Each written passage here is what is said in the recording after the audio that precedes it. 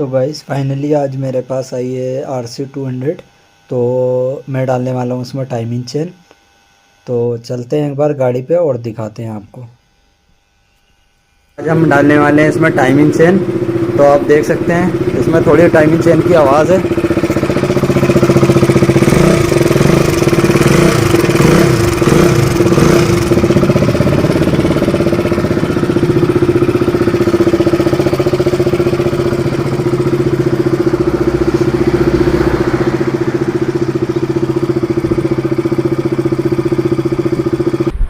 तो guys finally ये रही इसकी टाइमिंग चेन जो अभी हम डालने वाले हैं।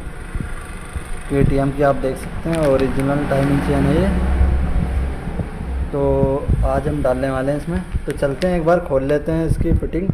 तो गाइस फाइनली जो मुझे इसमें खोलना पड़ेगा वो सबसे पहले इसका टैंक, दोनों पैनल और बेली पेन, ये आइटम खोलने पड़ेंगे। तो जल्दी से ये खोल लेते हैं, उसके बाद आपको दिखाते हैं।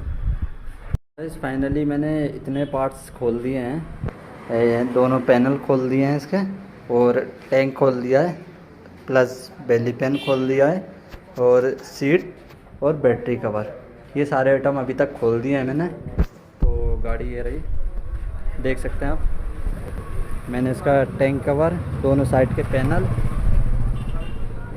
पैनल हो गए, और इसका बेली पेन, ये सारे आइटम खोल दिए हैं।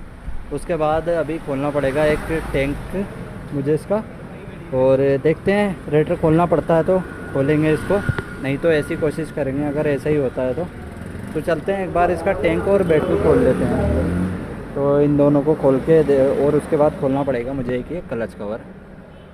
तो चलते हैं, पहले एक बार खोल लेते हैं इसको, फिर दिखाते हैं आपको। तो गाइस फाइनली अभी इसकी टैंक खोल दिया मैंने, और बैटरी, डेबिट कवर और क्लच कवर, ये रही गाड़ी। ये देख सकते हैं यहाँ जो डेबिट कवर लगा होता है वो भी खोल दिया मैंने, ये क्लच कवर खोल दिया, ये रही इसकी टाइमिंग चेन। तो एक बार खोलते हैं इसका अभी ये रजिस्टर, फिर दिखाते हैं आपको। फाइनली इसकी मैंने टाइमिंग चेन निकाल ली है, ये रही टाइमिंग चेन, और यहाँ से सारा खोल लिया है। इसमें 2 कैमरे रहती हैं जो ये हैं, और एक कैम होल्डर जो ये है। पुरानी चेन ये रही, अब डालते हैं इसमें नई चेन, फिर दिखाते हैं आपको। इस फाइनली इसमें अभी नई टाइमिंग चेन लगा दी है, पुरानी टाइमिंग चेन ये रही। एडजस्टर एक लगा दिया है जो ख़राब था। पुरानी टाइमिंग चेन बहुत ही ज़्यादा ढीली हो रही थी, और अभी नई टाइमिंग चेन लगा दी है, और देखो ये टाइट भी काफ़ी है। तो मैं इसकी अभी बता देता हूँ एक बार आपको टाइमिंग क्या होती है। तो यहाँ देख सकते हैं इस गियर में एक निशान है, तो इस निशान को ठीक इसके सामने रखना होता है। शायद आपको दिख रहा होगा निशान, मैं दिखाता हूँ आपको निशान, कौन सा निशान होता है। तो ये रहा है गियर पे निशान, और इस निशान को रखना होता है इस वाले निशान पे।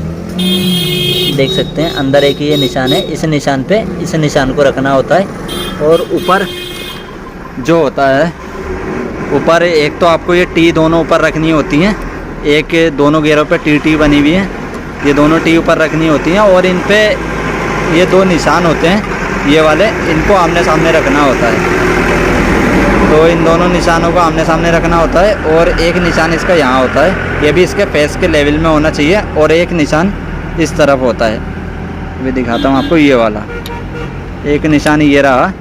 तो ये चारों निशान एक ही लाइन में होने चाहिए, और नीचे यहाँ एक ये निशान, ये वाला जो गियर का निशान है ये यहाँ होना चाहिए। तो फाइनली ये पूरी इसकी टाइमिंग है।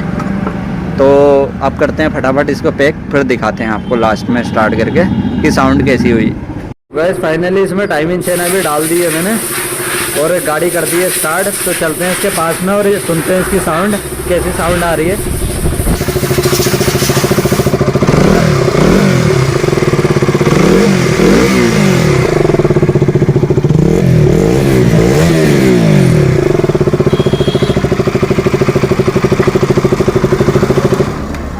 तो गाइस जो इसमें टाइमिंग चेन की साउंड थी, फाइनली आप देख रहे हैं बिल्कुल ख़त्म हो गई है। तो अब फटाफट चलते हैं, उसकी सारी बॉडी जो यहाँ पड़ी है ये लगा लेते हैं, और इसकी राइड मार के आते हैं, देखते हैं कैसी चल रही है फिर।